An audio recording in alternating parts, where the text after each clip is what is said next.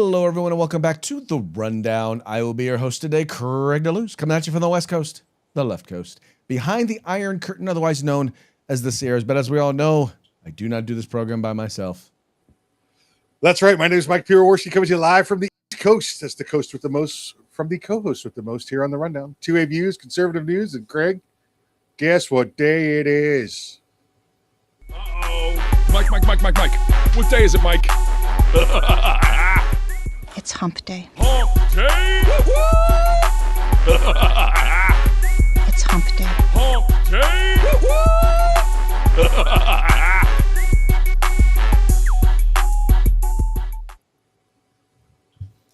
That's right, folks. Today is hump day. This is the day in which we attempt to begin the weekend, sometimes with success, sometimes not. But as I always like to say, the fun is all in the trying. Can you remember the last time you had 2 days off in a row? No, I honestly can't, because Saturdays, I'm okay. I may have more time off on most Saturdays, but I'm always doing some kind of work, usually catching up on stuff that needs to get done by Monday. Yeah, Saturday's a work day for me. Always has been. But I mean, well, you got a radio show you got to put together. Yeah, I like sometimes I'll get like 2 days on call for the other job, and if they don't call me, those are like the closest things to all days off I have. But I can't do anything. Just gotta wait for them to call. Well, sometimes, man, is doing nothing is the best thing. Oh yeah, for sure. But it's like, like, oh, I got to cut. I can't do anything that's going to take me out of the pocket for more than 20 minutes. Right. I got a respond time kind of thing. So I hear you, and you know what though, I appreciate. It's been a while since we've done 2 days in a row, me and you. This is like day 5 now, right? We did last Friday. Yeah. I'm trying to think. Did we do last Thursday? I don't know. I have to roll the tape back. Roll the tape back. Yeah, I'll get my production assistant right on that. That's it. I get the intern here. I can ask her. As soon as I get them their raise. Yeah, that's it. Yeah. I'm going to double my intern salary. There you go. Because Mike makes the big bucks on radio. That's it. Double of zero is still zero. So double of zero is still zero. Andy, look at him, man. And I didn't even warn him there was going to be a math test today. Well, that's double zeros. That's the old Jersey number, right?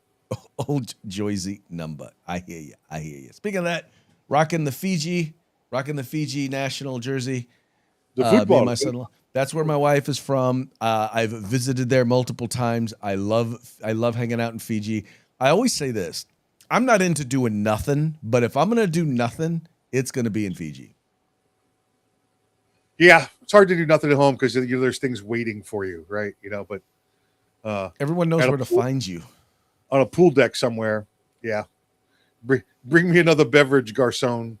Oh, no. Just sitting on a deck overlooking the ocean. I'll tell you the best thing when I was in Fiji, it's only like 6 bungalow resort, right? It wasn't like a total expensive place, but getting up early in the morning, even before the sun comes up, sitting on the patio and just listening to watching the ocean come in, man. It was just, drinking my Irish coffee, which was basically whiskey and coffee, made for a very, very good sunrise. Just killing all sorts of cultural norms there in Fiji. Oh yeah. And listen, if it's a real day off, wait.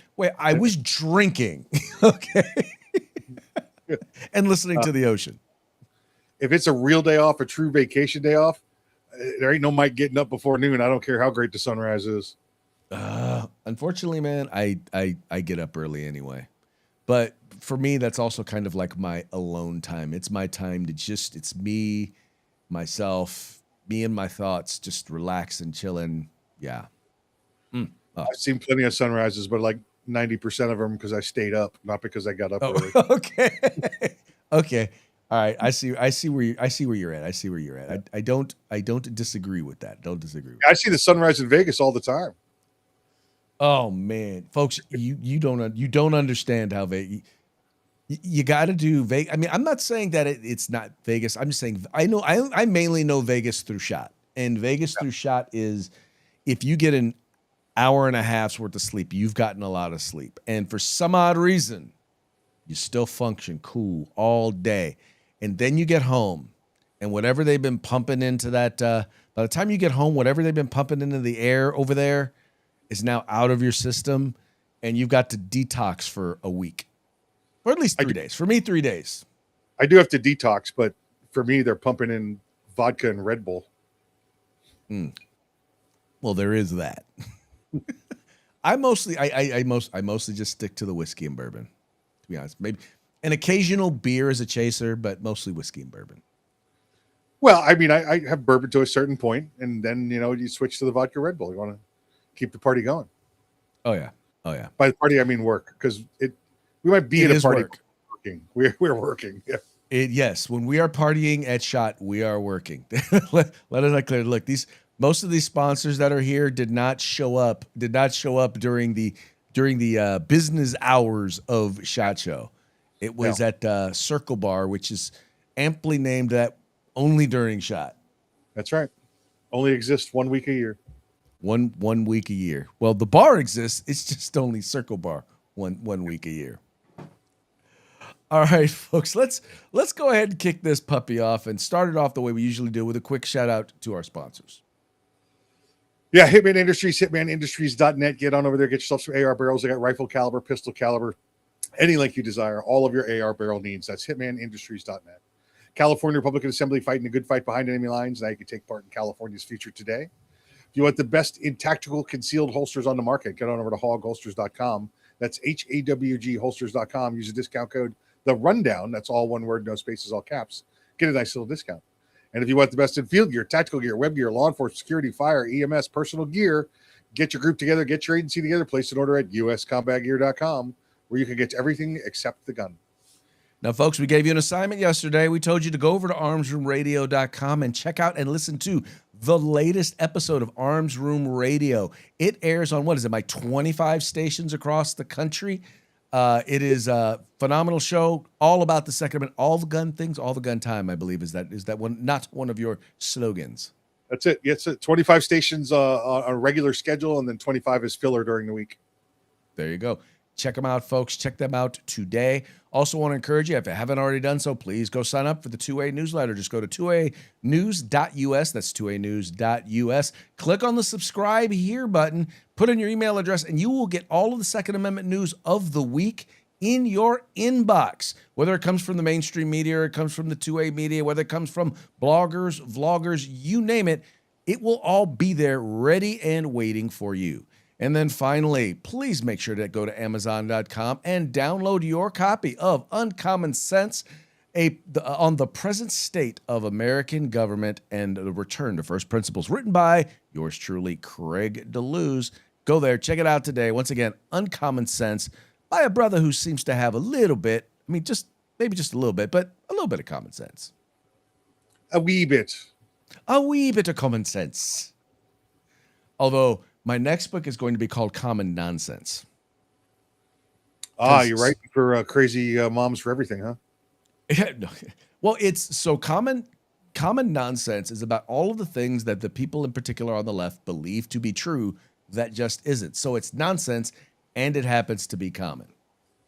Very true. Very true. I can see that. So we's working on that one. But anyway, in any case, I want to remind you, if you're watching this show during the 3 o'clock hour on the West Coast or the 6 o'clock hour on the East Coast, you're watching us live, and we would love to hear what you have to say. Whether you agree with us or disagree with us, give us a shout out. In fact, we would love it if you disagree with us, because that gives us an opportunity to mock you. Oh, wow. Was that a mockingbird? Man, is that a mockingbird? Is that a mockingbird?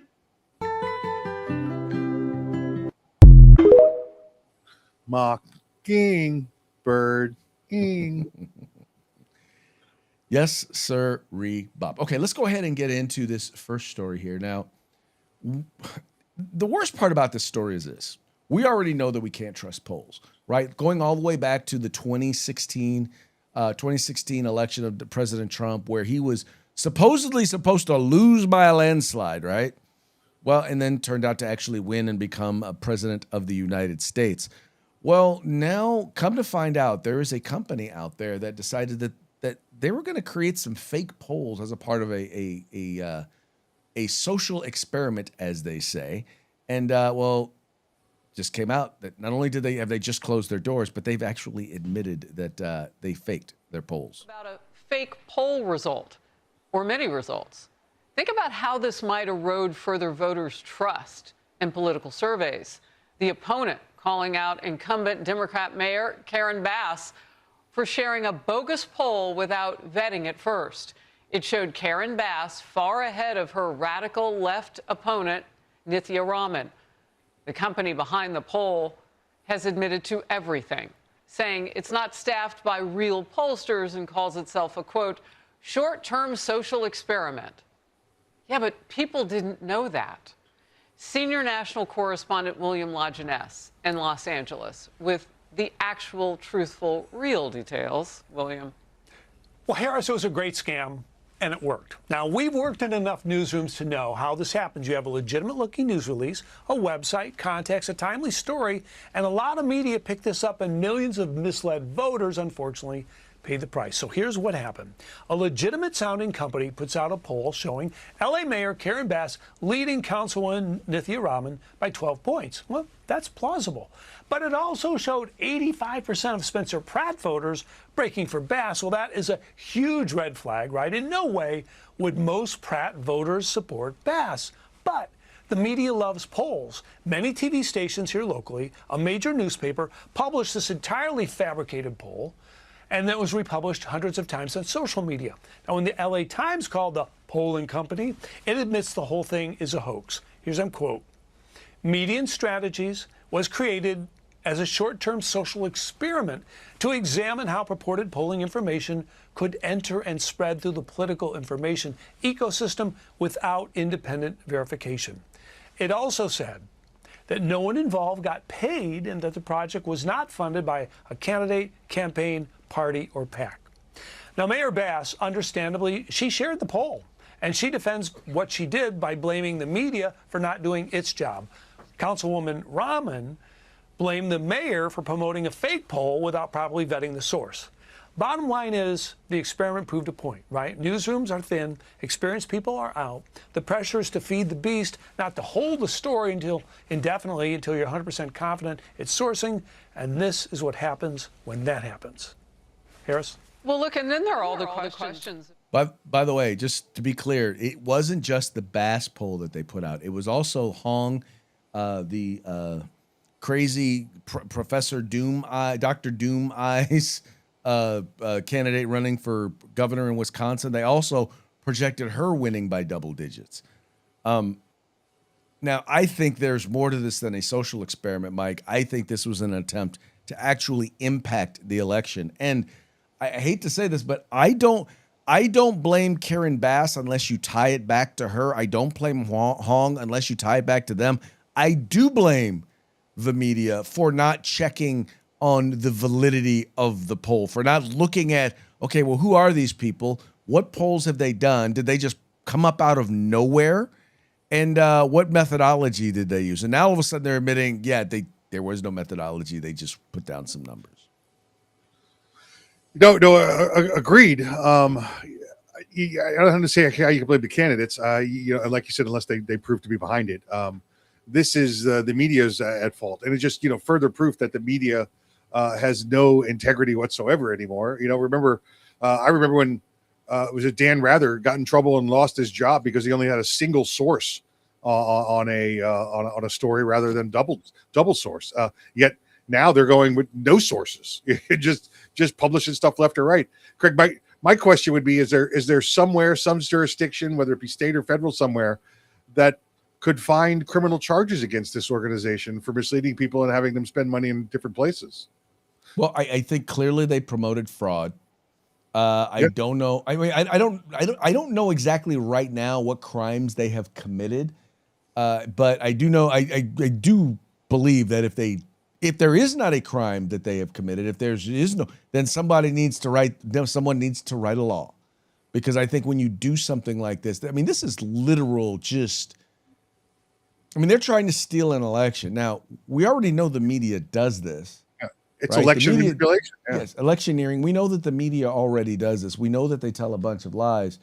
But when you pretend to be a valid source of information like this, and you present. Now, I mean, we're talking just flat out faked information. By the way, Dan Rather didn't just get fired because he only sourced one. He only used one source.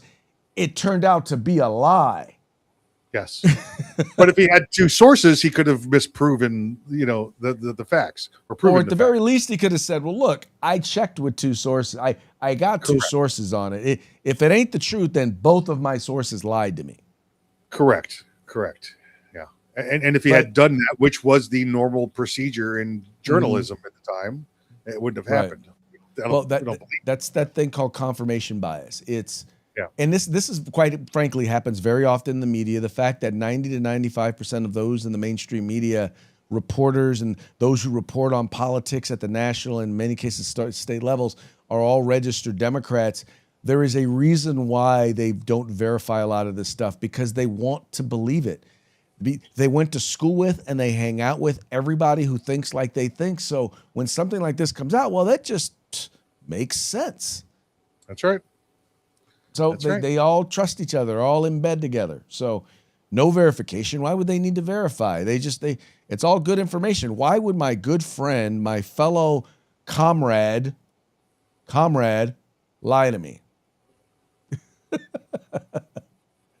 Anyway, but the thing that also bothers me about this is that this feeds into the leftists and the neo-Marxist plan of wanting us to distrust institutions. So wait a minute, now we can't trust government, we can't trust academia, we can't trust the medical community, we can't trust polling services.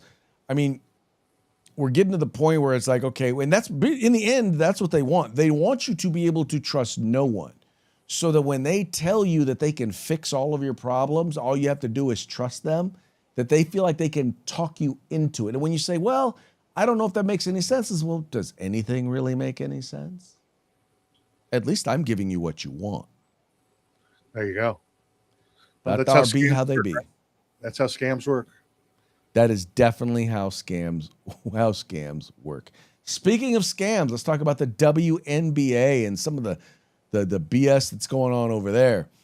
So, there's the whole Sophie Cunningham thing where, she was asked a question, right? She didn't go out she was asked a question. How did she feel about transgender women or biological men participating in women's sports? And she said, yeah, no, I just think it's a common sense thing that, biological males shouldn't participate in women's sports. And everybody went off on her, right? Except for the people who, like a lot of us who kind of agree that makes sense, which is about 80%. Maybe just everybody in the WNBA sphere. Anyway, someone created a clothing line, a T-shirt line called XXXY. And the whole idea being, there's a difference. And a couple of ladies decided to wear their T-shirts to a game. And let's just say they were forced to either cover it up or they were going to be kicked out. Here is their story. We were made to cover up our XXXY shirts at this game. Wait, are you serious? Yes. They gave us shirts. They gave us T-shirts during overtime and told us we had to leave. And this is for the girls. Or cover our shirts up. This just happened. Where were you sitting? Floor 4-3 row C. Yeah. Third row of floor 3. And how much were your seats? $1,000 each around. Yeah. And we did nothing. Like we were just sitting there. I didn't make signs. I wanted to make signs, but I didn't. I did nothing. They made us put our shirts on. I did notice during the game on the Jumbotron, they put up a woman wearing a shirt that said protect trans rights or something. She's the one who told on because she was made to zip up her jacket. So she also had to zip up her jacket? But I think that's But that's bullshit too. She shouldn't have to. But they put her shirt on the Jumbotron. I know. It's almost like the message was made and they said now zip it up to make it seem like they're consistent. Yeah. But they never were. Yeah. No, never are. And why did you spend so much on tickets? Why was it important for you to be here today? To support Sophie Cunningham and to support women in women's sports because it's just common sense. And what's the relation here? That's my daughter. And are you an athlete? I used to be until I had a bunch of knee surgery. What sport? I did all sorts here. I did soccer. I did all of that. Yes. And did this issue ever come up? Like, did a biological man ever try to play against? No, we're from here, so it hasn't happened here a lot. But I can't believe that just happened in shocking. Atlanta, Georgia. All right, so the WNBA has responded, right? Now, what they've said here is WNBA stance on a pair of fans being asked to cover their shirts at Sunday's Dream Fever game is clear. Quote, this shouldn't have happened, a league spokesperson said of the incident on Monday. A mother and daughter were were told by security at Atlanta's Gateway Center Arena their XXXY Athletics shirts were offensive and were forced to either put on a Dream t-shirts or leave the game. There's a picture of the mom and the daughter. Said we were made to cover up our XXXY shirts in this game. The mom recorded saying in the arena after the game in Atlanta. It says the pair claimed they were told. The Dream also weighed in on the incident, noting that they missed the mark. Quote, this is from them. The Atlanta Dream believes in creating a safe, inclusive environment for everyone. The Dream wrote in a statement, quote, unfortunately, at last night's game, WNBA security took actions that fell short of that standard.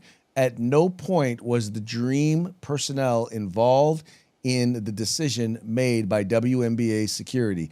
The Fever have become a lightning rod in recent weeks after guard Sophie Cunningham told ESPN she wants, quote, to protect young girls in the locker room or young girls in sport who shouldn't have to go against biological men.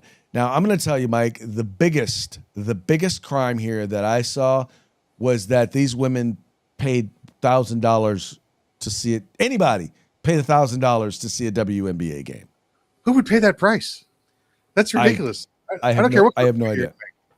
That's absolutely ridiculous. I mean, they did get a free shirt out of it, though, Craig. I mean, they got a. They did get a free shirt. So I'm like, okay, do you really think these security guards just went and did this on their own? This was. Let's be clear. Like you've got probably 5 entities there. Okay, you've got the arena staff and the arena security. They have their own, right? Both of the teams are going to have their own security, right? Then you're going to have the NBA security, plus you're going to have the police department that's there as well. So you got 5 different people trying to apply security rules there. It does not excuse this at all. The NBA, somebody there made the decision that I like DEI, I like trans women, I don't care what the rest of the rules are, and we're going to tell these people to cover up, and they should be held to large dollar signs for the mistakes that they've made. Well, whoever did it, I'm not going to sit here and say they should be fired, but I am going to say that they ought to have some time off work unpaid. How about that?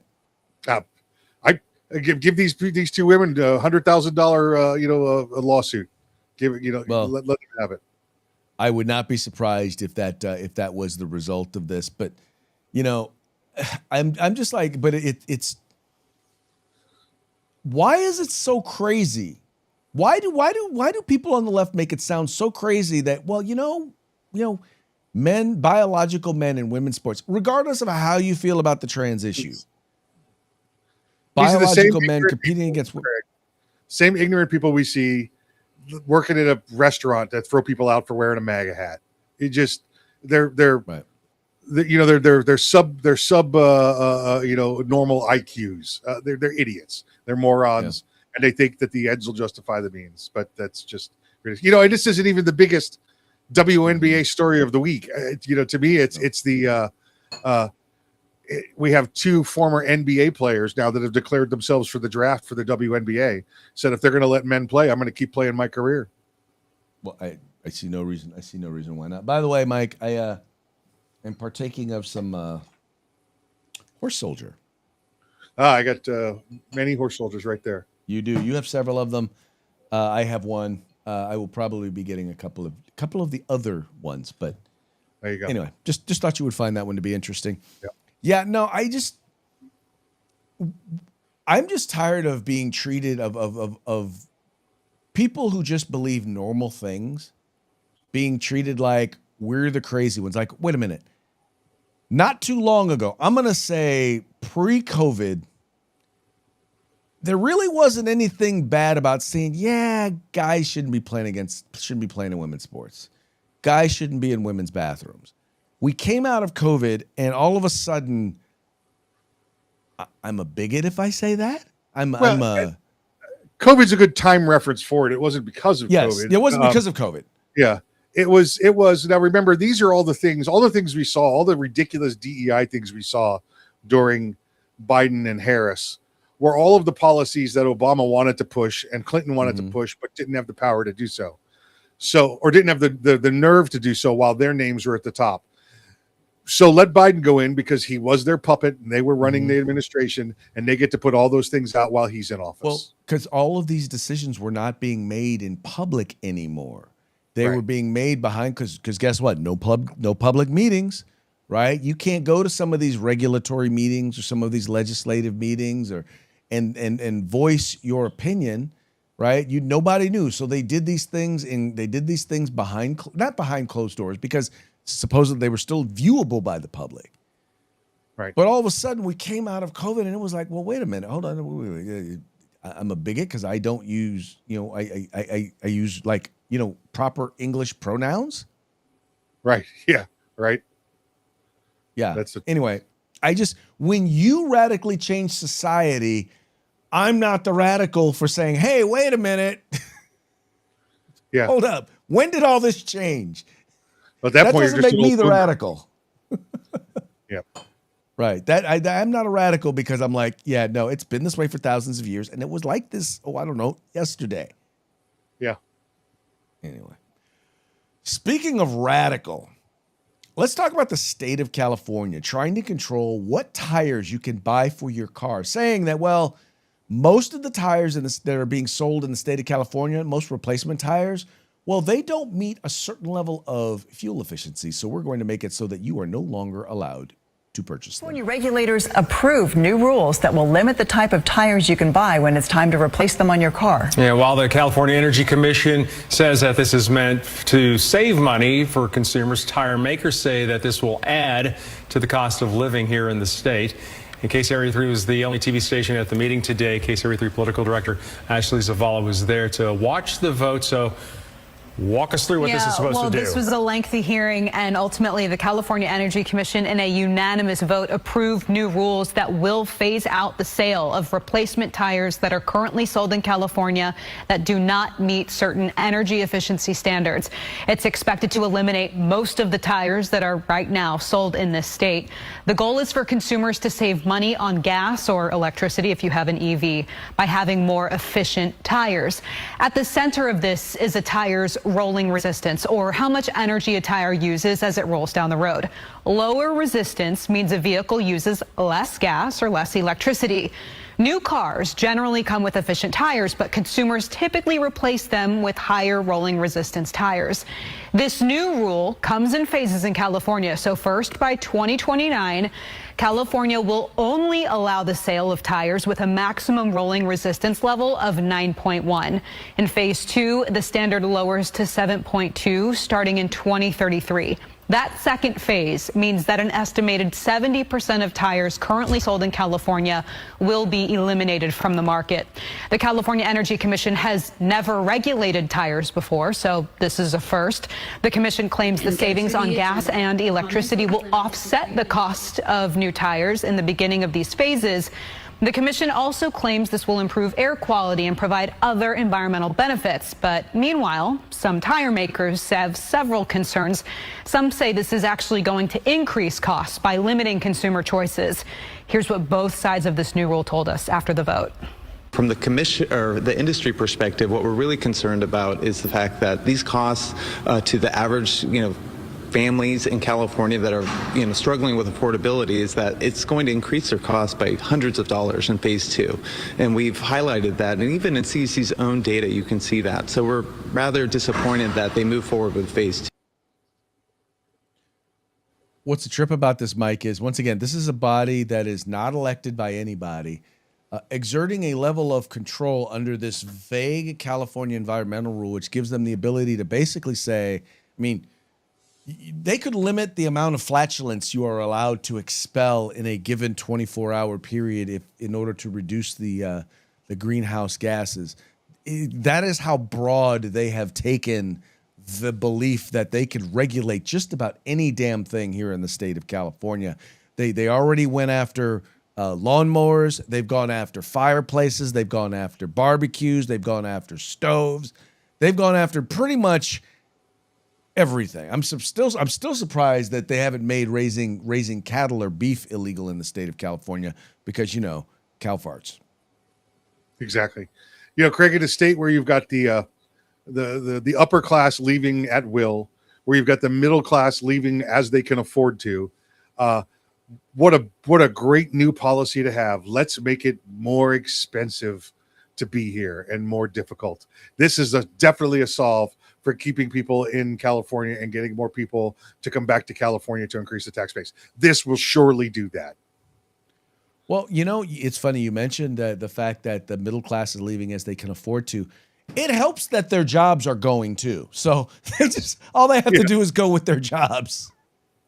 Yes, that does make it a little simpler. Yeah.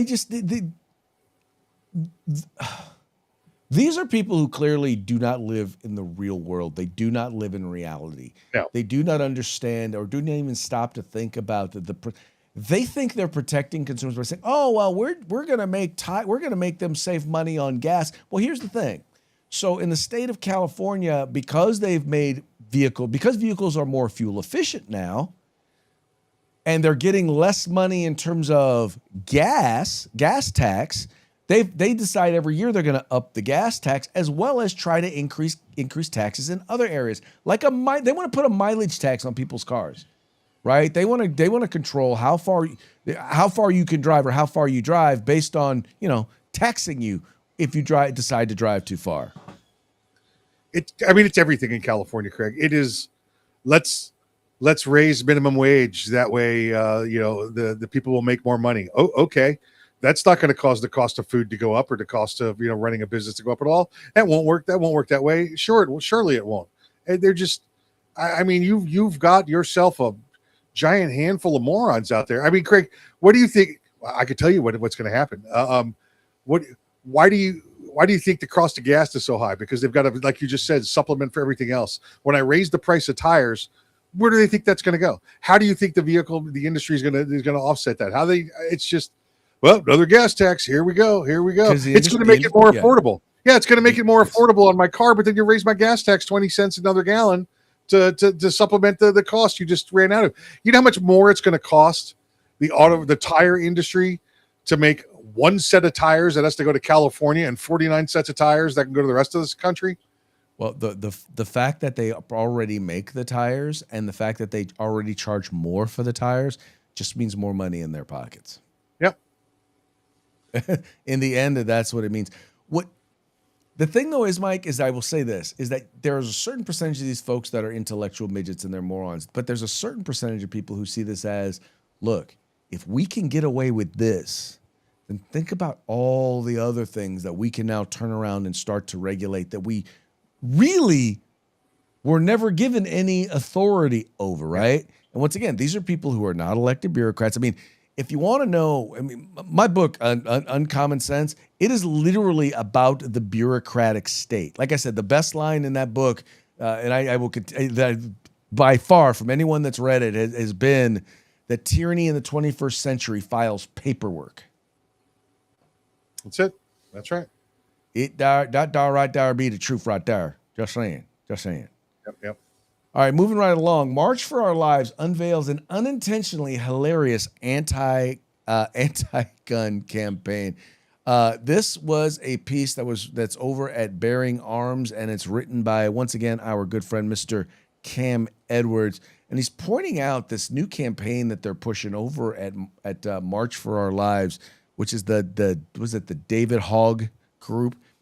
Anyway, he says here, March for Lives unveils unintentionally hilarious anti-gun campaign. These are tough times for the anti-gunners at March for Our Lives, or at least the few who remain. Last March, the group laid off 13 of its 16 full-time employees, and since then, the group has basically been running on fumes.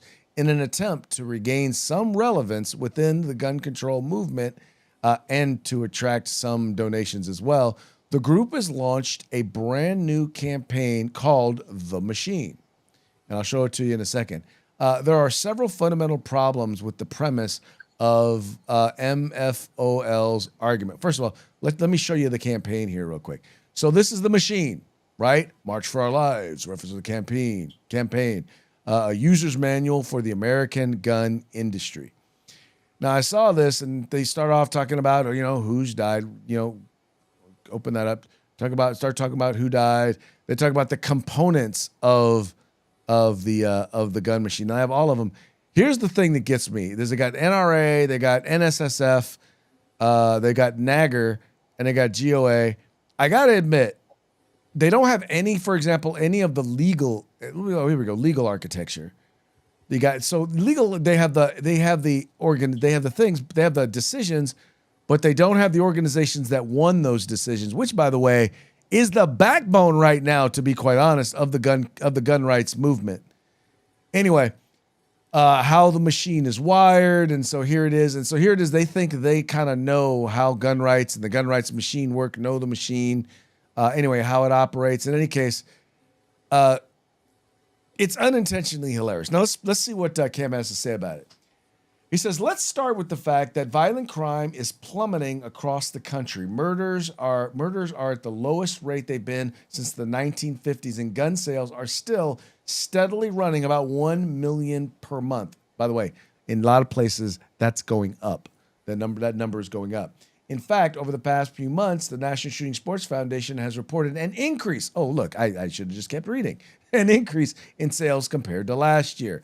MFOL also ignores the basic fact that gun violence is committed by a very small number of people in any given community, the vast majority of whom are unable to legally own firearms because of their age or previous criminal history. Under MFOL's theory, I shouldn't even be mentioning this to you because I'm supposed to get you to believe that gun violence is a force of nature and something that just happens to us. And that's really what it comes down to, is they want you to believe that it's a force of nature, that it's something that just happens. And it happens because of the evil Republicans, the evil gun lobby, and the evil gun industry. And not that there are bad people who want to hurt people. And so therefore by the way, because they've already tried to hurt people, they are not supposed to legally possess firearms, but they get them anyway.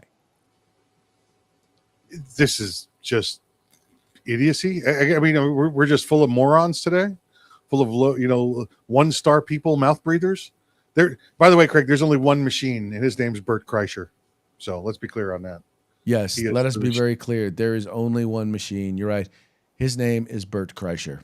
That's him right there. He is the machine. Oh, going the wrong way. There you go. He is hilarious.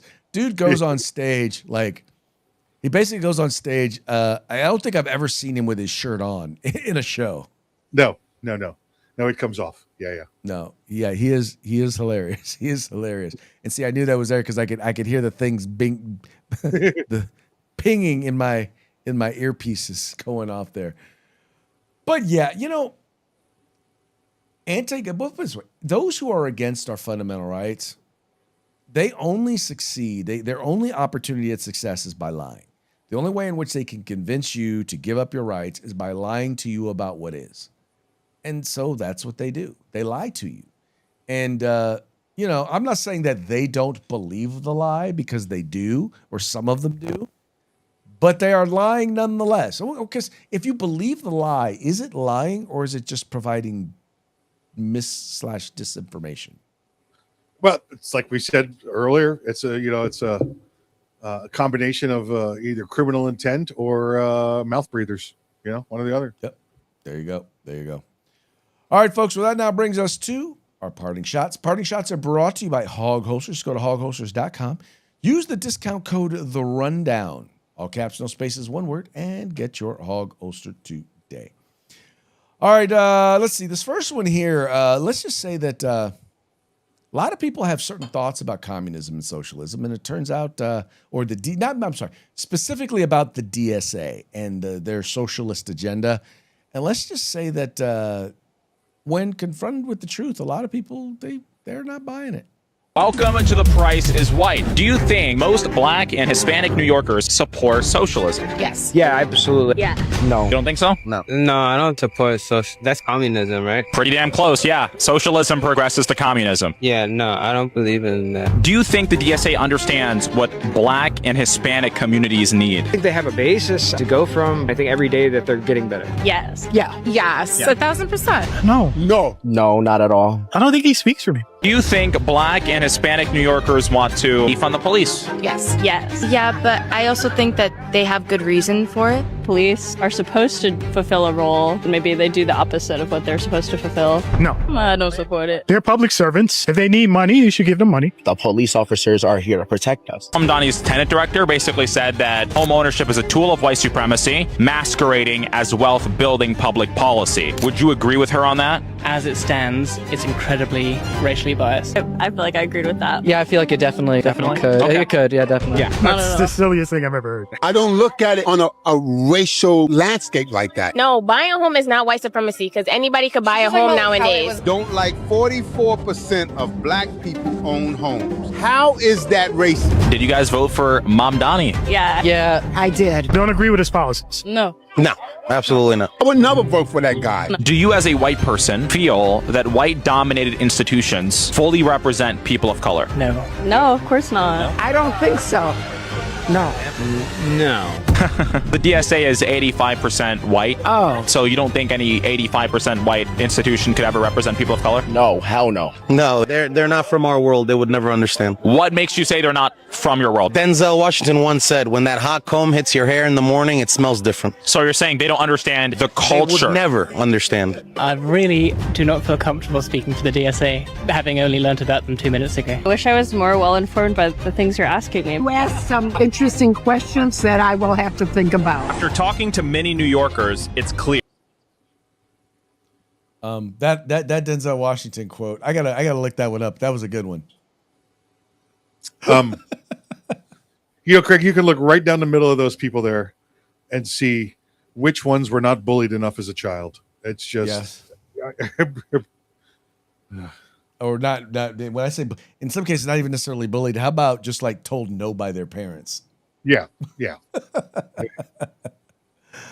Speaking of socialism, real historical simulation of socialism with the happy singing puppets and everything. All right, hold on. I think I know what I did wrong there. I thought I added the entire video. Now I've got the entire video. Here we go. Real historical simulation of socialism with the happy singing puppets and everything. Here we go. Socialism is great, socialism is grand. We will all have a ball if we follow the plan where they force us to share because the government can. Socialism is the best. Oh, look over here. This is where socialism has worked. What's socialist about this place? Greece had a lot of socialist policies like free college, including free tuition, free books, free meals. I mean, I wouldn't mind an all-expenses-paid trip to Princeton. Oh, I like the way you sing. Which is weird because I usually hate women. Socialism is great, socialism is fine. When we all get free school books and food all the time. Really, who needs a job when you get free coupons? But our country goes bankrupt. The country went bankrupt? Yes, many students chose not to graduate at all and made a career out of getting free stuff paid for by taxpayers. It was one of the many systems that bankrupted Greece. But that wasn't real socialism. Go to a place where everything was socialized. Like this.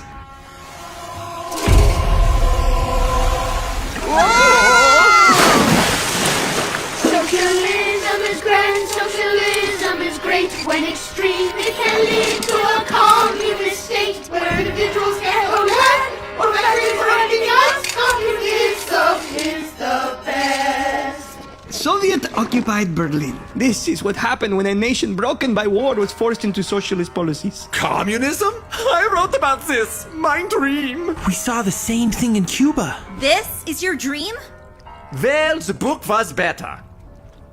When incentives are lost, we all bear the cost. But look how popular the bread line is. It must be very yummy breads. Oh yes, yum yum, we love the bread. Oh, the bread is the best bread ever. Silence! Who told you kids you can speak? Actually, without the freedom and incentives to make their own bread, the people relied on the government for food, which led to massive shortages. You have to admit, the people have never been slimmer. Because they went hungry, you dingus! I thought you taught us to attack ideas, not people. I'm working on it! Look, something is wrong with the simulation. Socialism works. It works every time. I wrote the book. We just have to go there to see for ourselves.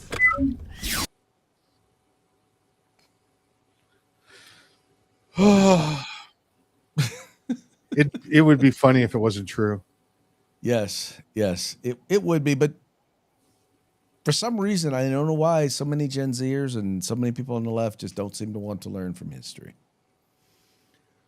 But by the way, speaking of learning from history, in this next clip, this is an interesting one because this has got Ben Shapiro and Bill Maher kind of explaining why, like, even if you are not a Christian or a Jew, why Judeo-Christian principles actually work, where our sense of morality, why our form of government and why what we have works.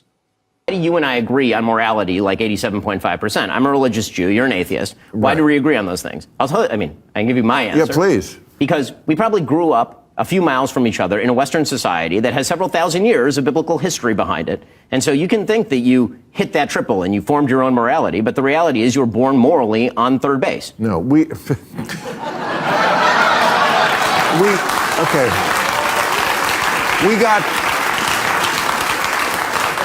We got that morality from the Enlightenment, which was an anti-religious movement. The founding fathers, they weren't religious people. They were deists. They weren't particularly Christy. Thomas Jefferson used the morality of the Bible when he was ripping all the miracles out of the Bible. Yes. He literally wrote a version of the Bible without the miracles. I mean, that is. We discussed this the last time I was here, and you were talking about all of Jesus's teachings and how this was really radical new stuff, right? And how it changed His the world. His basic philosophy, yes. And how without that, I mean, I think it's worth understanding that what the pivot point in history when we talk about Judeo-Christian ethics, but more specifically Christian ethics, what a turning point in history that represented for within the Roman Empire and beyond, in terms of medicine, in terms of care for the widow and the orphan. Much of what we would consider to be sort of good, moral, ethical behavior was not, in fact, a commonplace or mainstream thing several centuries ago. And so I think to Ben's point, some of that Why do we still do it? Why do we still admire it? Because cut flowers die. Meaning that if the flower is the result of the root, and then you cut the flower, you can live on with a secular humanistic morality, be a moral person, be a good person, but it does not systemically maintain. And I thought that was one of the best points that was made right there. Number one, it's a system that just works. I've always believed biblical principles work. If you apply them, whether you believe in the Bible or not, the principles work nonetheless. And as he noted, we're still dealing with the benefits. Even though we're slowly but surely cutting out the principles, the blessings are still there. They're just starting to dissipate. Just like the flower he described, eventually the petals are going to start to wither and fall off. Yes, agreed. Yeah, so let's get it back together, folks. Let's get it back together. Anyway, all that having been said, we're at the end of our show once again. But before we go, we're going to do one more quick shout out to our sponsors. Hitman Industries, hitmanindustries.net. Get on there, get you some AR barrels, get rifle caliber, pistol caliber, any length you desire. They also have a full line of rifle, pistol, and shotgun barrels for other manufacturers. That's hitmanindustries.net. California Republican Assembly, fighting a good fight behind enemy lines. Now you can take part in California's future today. And if you want the best in field gear, tactical gear, web gear, law enforcement, security, fire, EMS, whatever it may be, get your group together, get your agency together. Place an order at uscombatgear.com where you can get everything except the gun. And once again, folks, please take a moment, visit our sponsors by following the links in the description to this program. Go there, check them out, spend some money with them, and let them know that it was the guys over at the Rundown that sent you. We're going to be back tomorrow. We're going to make it 4 times in a row. Oh, man, that's going to be phenomenal. 4 times in a row here on The Rundown. Tomorrow will be Throat Punch Thursday. We hope that you will join us. Till then, y'all have fun, stay safe, and we will see y'all mañana.